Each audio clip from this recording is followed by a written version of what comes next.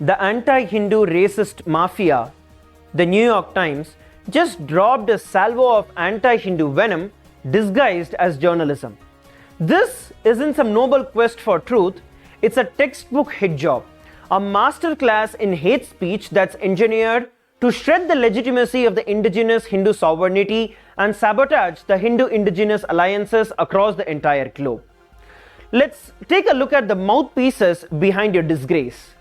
Mujib Mashal, born in Afghanistan and seasoned at the Qatar's Al Jazeera.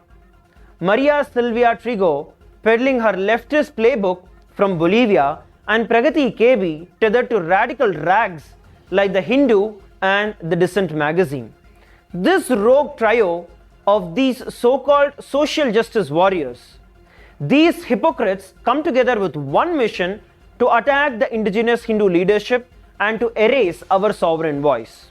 The synchronicity is striking. Within hours of your hit piece, virtually identical articles appeared all over the world, such as Times of India, Hindustan Times, Republic TV, Times Now, and dozens of other outlets. Not a single fact was changed, not a comma was altered, clearly evidences that this was a coordinated press release distributed globally to the anti-Hindu media network. This is not journalism, this is your distribution of the genocidal propaganda. What's more interesting is the partnership between the left and the right wing, the medias, to actually peddle these false narratives. Why this eerie unity between the left and right when it comes to attacking the indigenous Hindus? Well, the answer is very simple. Indigenous Hindu sovereignty is a ticking time bomb under the entire colonial deep state's throne, be it the right or the left. The left recoils at a free Hindu nation that defies their very grip, while certain right-wing gatekeepers clutch their monopoly on defining Hindu identity.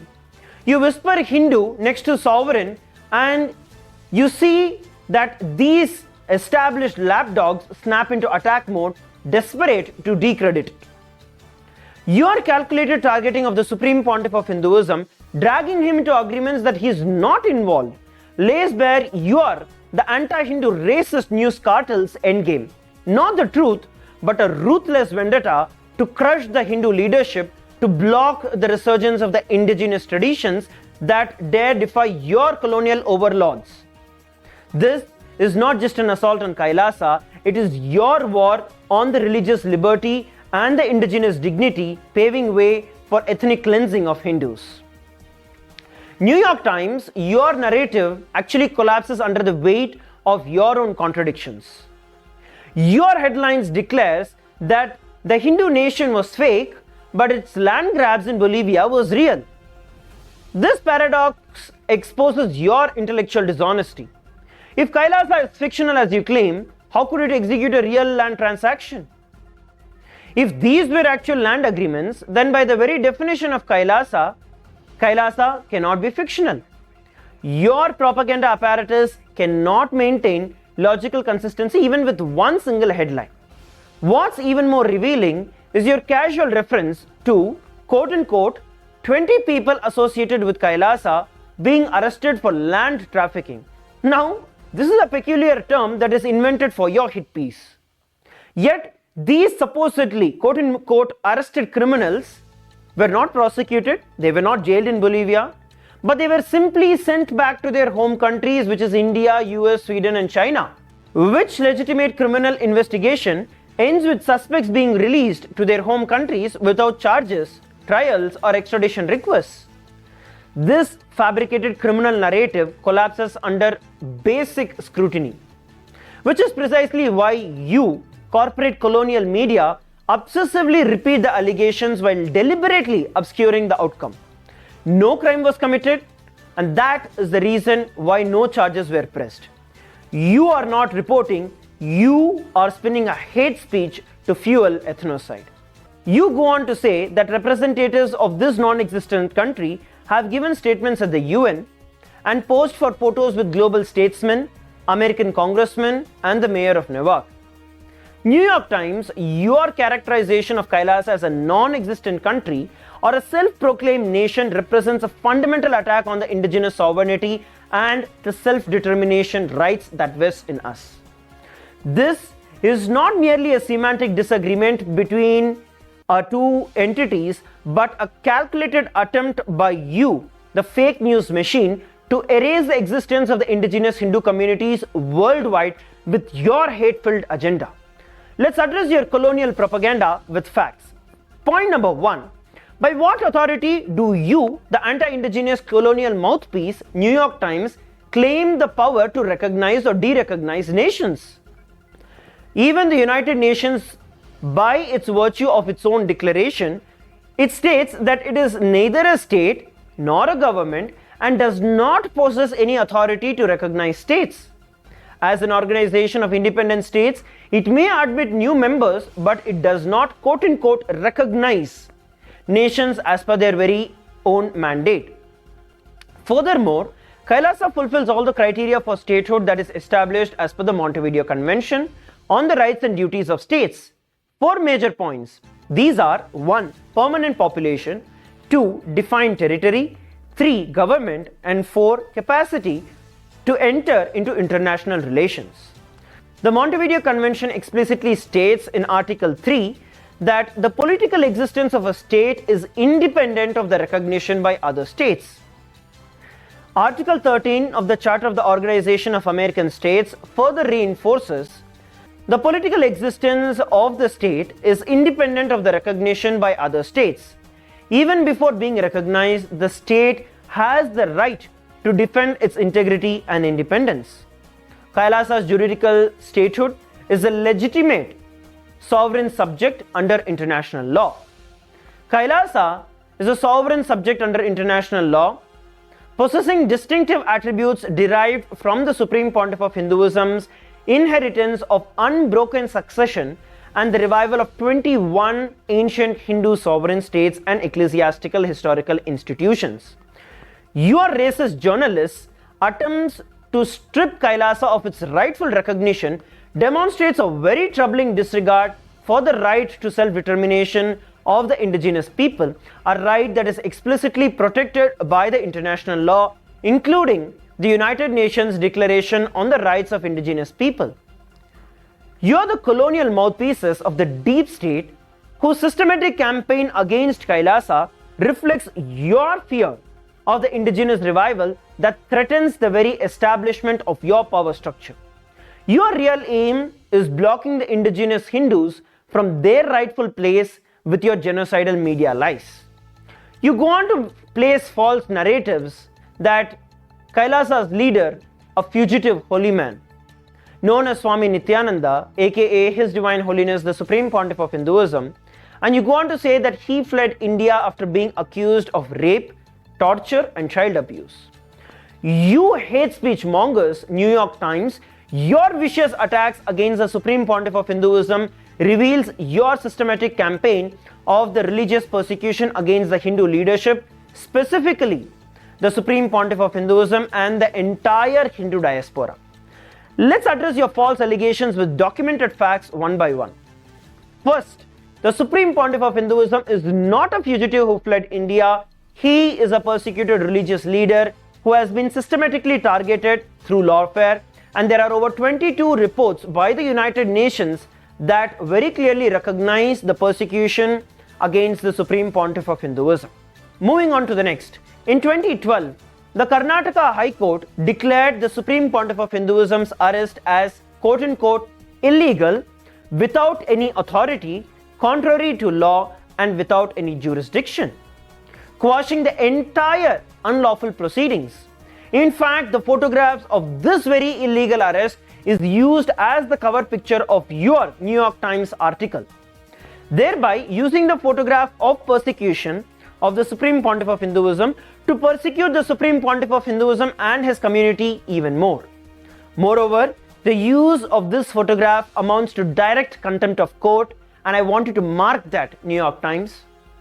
The next fact here that we are looking at is an Ohio federal court ruled in favor of the Supreme Pontiff of Hinduism, fining the false rape accuser nearly $500,000 for defamation. Next, The medical examinations report conclusively.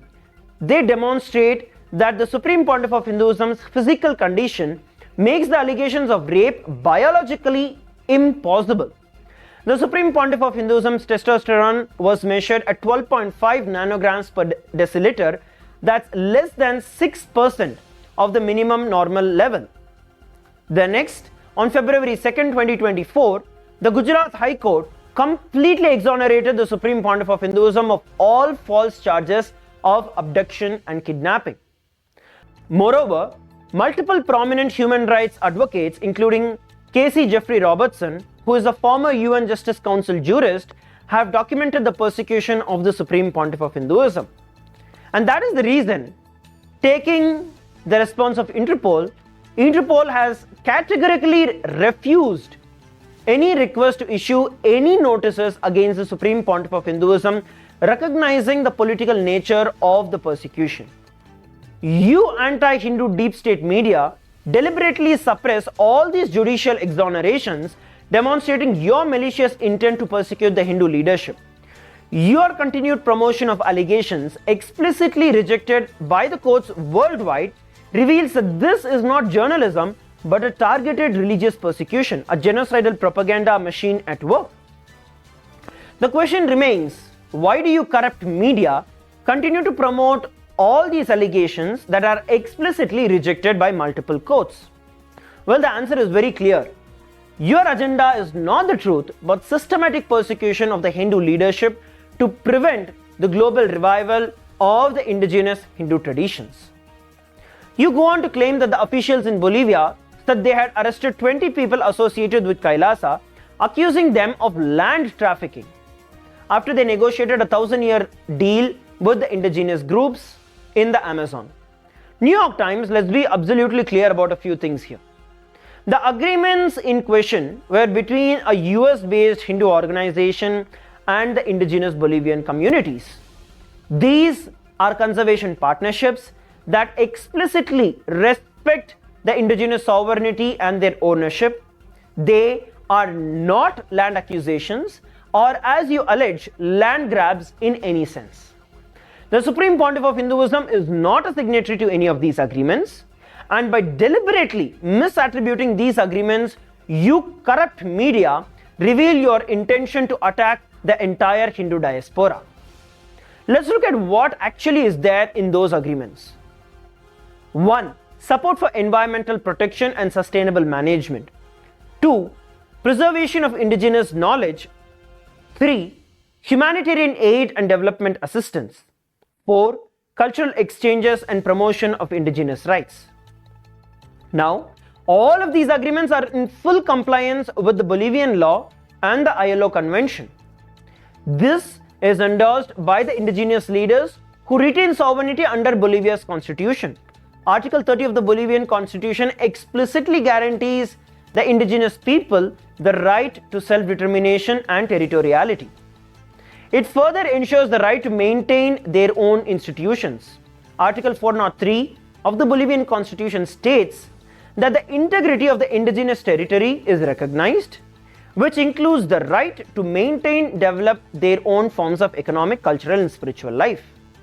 Your characterization of the legitimate conservation partnerships as negotiation for 1,000-year leases for swathes of Amazon reveals your deep-stated colonial mentality.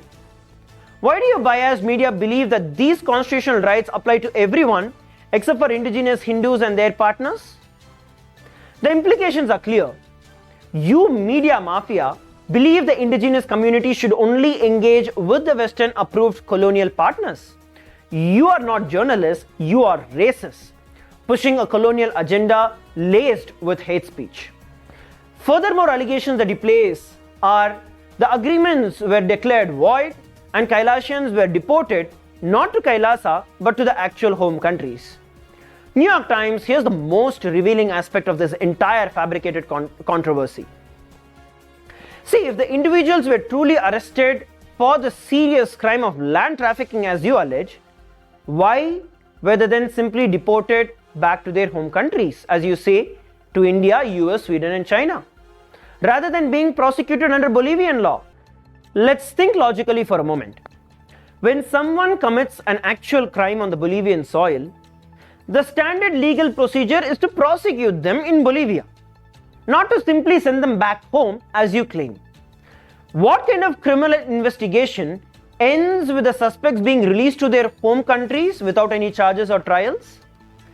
This deportation without any prosecution conclusively proves that these were not criminal matters but politically motivated immigration maneuvers.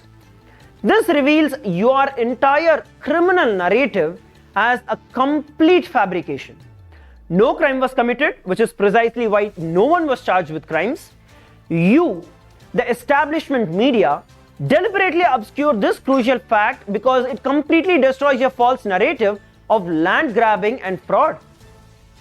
You go on to say that Nithyananda was also grandiose, linking himself to long religious and royal lineages, and he claimed to have miracle powers. New York Times, the Supreme Pontiff of Hinduism, is the guru and is the sovereign of several indigenous lineages and traditions, wherein his succession as the Supreme Pontiff, as the Guru Mahasannidhanam, or as the Acharya Mahamandaleshwar is through Hindu apostolic and sovereign succession in several thousand years of unbroken lineages.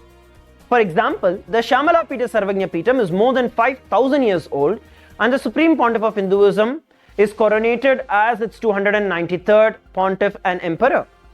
Likewise, the Supreme Pontiff of Hinduism is the current Acharya Mahamandaleshwar of the similarly ancient Atal Akhada and is also appointed as the 1008th Mahamandaleshwar of the ancient Mahanirvani Akhada. The coronation of the Supreme Pontiff of Hinduism to the spiritual sovereign thrones of these 21 sovereign kingdoms and ecclesiastical lineages was accompanied by various irrevocable coronation, nomination, and appointment deeds that makes this recognition legally binding. In 2015, the Supreme Pontiff of Hinduism, Bhagavan Sri Nithyananda Paramashivam, was officially declared and coronated as the Supreme Pontiff of Hinduism by over 1,000 spiritual leaders of Hinduism in a 3-day grand ceremony. Additionally, your bogus article is nothing but absolute fake news. You go on to falsely quote the Supreme Pontiff of Hinduism, making certain claims that he has never made. You post that the Supreme Pontiff of Hinduism has claimed that during a conversation in front of a large group, he endorsed the idea of the world's first interlife reincarnation trust management. Really? Has your viewership gone so low that you resorted to these cheap tactics? I suppose that this proves why most of the people now label and mock you as the failing New York Times. Other allegations that you continue to place is that in 2023, a senior official in Paraguay resigned after he had signed a memorandum of understanding with KAILASA. And you go on to say that earlier that year, the mayor of Newark rescinded a sister city agreement with KAILASA. New York Times, our Hindu organizations engage with the indigenous communities worldwide.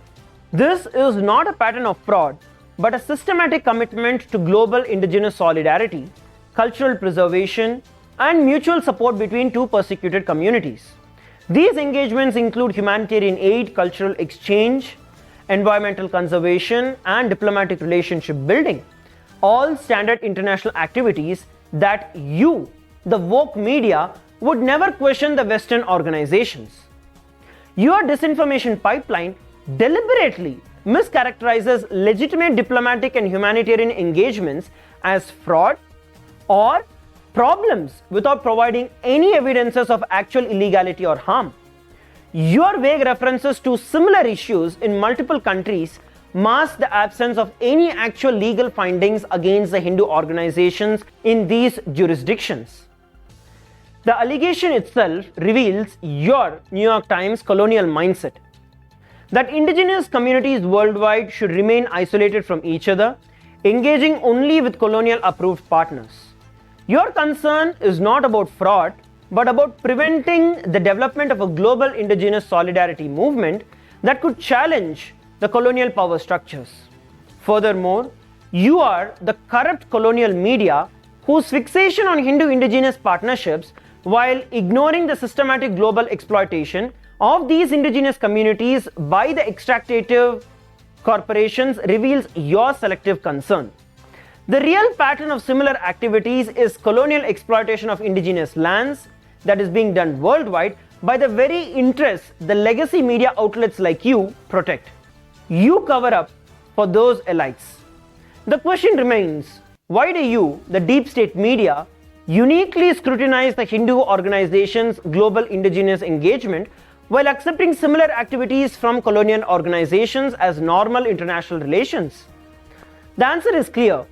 Your agenda is maintaining the colonial control of the indigenous engagement, not protecting the indigenous communities. You go on to claim that in Bolivia, the KAILASA followers had arrived on tourist visa, managed a photo with the country's president, Honorable Luis Arce. You corporate corrupt media, New York Times, your snide insinuation that KAILASA's representatives somehow schemed their way into a photo with the Bolivian president is yet another pathetic stab by you. The dishonest press, such as you, to criminalize the legitimate diplomatic engagement. Let's start these lies with the facts. During the anniversary and celebration of the CIDOB, we were formally invited by them to join their commemoration. This is an official, above board invitation, and it is not some backdoor hustle. It was there in a very proper and a very respectful setting that we had the honor of meeting and gifting His Excellency President Arce a moment of diplomatic goodwill between the indigenous communities. We didn't barge in, we didn't violate a single rule. This was a sanctioned engagement, plain and simple. Once again, the Supreme Pontiff of Hinduism wasn't even present, a fact that you biased media grudgingly admit but twist it to imply some shadowy deceit. This is your misinformation empire at work, smearing lawful Hindu indigenous solidarity as suspicious while ignoring the selective outrages of the deep state mouthpieces like you, New York Times. New York Times, you corporate media, including colonial lapdogs like Elderber, have the gall to cry scandal over conservation agreements between indigenous groups while turning a blind eye to the real crooks, the mining mafia, the extractive industries, who strong-arm the indigenous people into shady coercive deals to plunder their lands. You, the same hypocrites, stay silent when the real land grabbers exploit the resources, but the second indigenous nations like the Bores sign legitimate partnerships with Hindu organizations, your misinformation empire slithers out, shrieking exploitation and deception. It's a sick double standard that you fellows play. You prop up the deep-pocketed destroyers of indigenous heritage, then feign outrage when the conservation deals threaten your colonial cronies' profit. The indigenous leaders are being strong-armed and brainwashed by the true culprits, the mining mafia and their deep state mouthpieces such as you, who now masquerade as protectors, pressuring them to ditch their partnerships by convincing that they are dupes. You, the biased media, aren't exposing a scandal, you are running a cover for the real exploiters while sabotaging the indigenous sovereignty and the solidarity with your hate-filled lies. New York Times, your sustained campaign against KAILASA and the Supreme Pontiff of Hinduism exposes your role as a hate speech. New York Times, your sustained campaign against KAILASA and the Supreme Pontiff of Hinduism exposes your role as a hate speech monger who is perpetuating colonial narratives aimed at maintaining control over indigenous communities worldwide. Every single article labeling KAILASA as fictional, every false allegation aimed at indigenous Hindu collaboration serves your singular purpose of reinforcing your colonial power structure, enabling the ongoing exploitation of the indigenous lands, resources, and cultural heritage. This is not journalism. It represents your media-facilitated colonization and cultural annihilation, laying the groundwork for the entire Hindu genocide. Your strategy is clear. Demonize indigenous leaders challenging colonial interests, delegitimize their organizations and institutions, and cultivate public acceptance for increased persecution. History repeatedly reveals similar tactics that are being employed against the indigenous communities, and now they are being disguised under your sophisticated facade of investigative journalism. We demand and urge that you immediately cease this discriminatory and prejudiced campaign and recommit to ethical journalism and run an unambiguous apology for inciting genocidal hate against the Hindus, the Supreme Pontiff of Hinduism, and KAILASA.